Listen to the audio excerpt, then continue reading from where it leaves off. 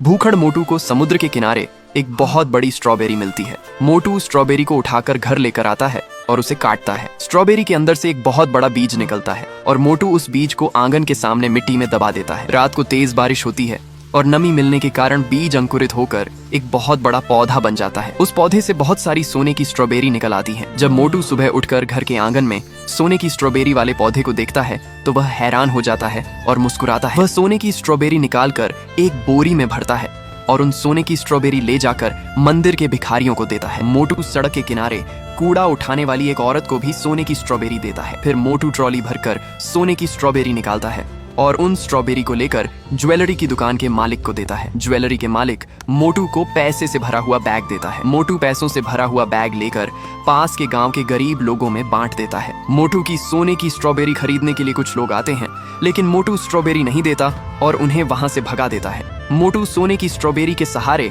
बहुत से दुखी लोगों की मदद करने लगता है।